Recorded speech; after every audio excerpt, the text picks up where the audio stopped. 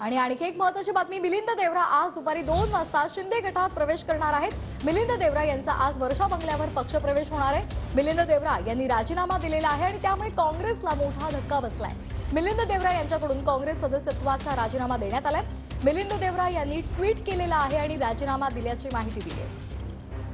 दरम्यान मिलिंद देवरा यांनी राजीनामा दिल्यानंतर राहुल गांधी आता सतर्क झालेले आहेत आणि त्यांनी बैठकीचं आयोजन केलेलं आहे आणि त्या महत्त्वपूर्ण बैठकीमध्ये मिलिंद देवरा यांच्या राजीनाम्यावर सध्या चर्चा सुरू असल्याची माहिती मिळते।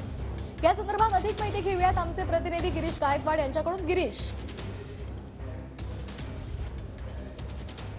नक्कीच महाविकास आघाडी सरकारला हा मोठा धक्का आहे का हे पाहणं सुद्धा तितकंच महत्त्वाचं ठरणार आहे। कारण मिलिंद देवरा जे काँग्रेसचे दिग्गज नेते होते, दक्षिण मुंबईतून माजी खासदार राहिलेले आहेत, 2 वेळा खासदारकी त्यांनी या ठिकाणी लढवली आणि आता त्यांनी सोडचिठ्ठी दिलेली आहे। 55 वर्षाचा काँग्रेससोबतचा जो घरोबा आहे तो त्यांनी या ठिकाणी संपवलेला आहे। त्यांचे वडील मुरली देवरा हे केंद्रीय पेट्रोलियम मंत्री राहिलेले आहेत, राजीव गांधी यांचे अगदी जवळचे संबंध त्यांचे होते आणि आता आपण पाहतोय की केवळ दक्षिण मुंबईच्या या जागेसाठी आता महाविकास आघाडीमध्ये वाद झाला आणि त्यामुळेच मिलिंद देवरा यांनी ही जागा सोडलेली आहे। त्यांना शिंदेच्या शिवसेनेमध्ये आणण्यामध्ये श्रीकांत शिंदे यांचा देखील मोठा हात आहे।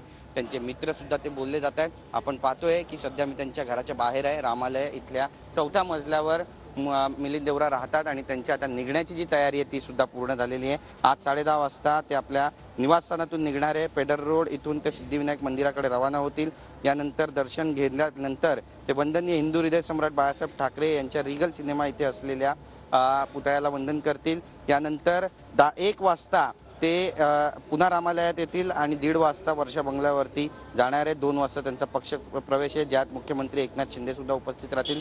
त्यांच्यासोबत 10 माजी नगरसेवक, 20 पदाधिकारी, 15 महत्त्वपूर्ण व्यापारी संघटना आणि जवळपास 500 ते 600 कार्यकर्ते सुद्धा उपस्थित असणार आहे। या सगळ्यांसहित ते आता प्रवेश करणार आहेत। आपण या ठिकाणी पाहतोय की मिठाईचे डब्बे सुद्धा या ठिकाणी मागवण्यात आलेले आहेत आणि त्यांनी जाहीररित्या ट्विट करून एक्सच्या प्लॅटफॉर्मवरून ट्विट करून ही माहिती दिलेली आहे आणि सांगितलेलं आहे की 55 वर्षापूर्वीचा जो घरोबा आहे तो सध्या संपवतो। आपण पाहतोय की देवाला वाहण्यासाठी जी मिठाई आहे ती सुद्धा त्यांनी या ठिकाणी आणलेली आहे आणि आपण जाहीररित्या आपण दिलेल्या या माहितीसाठी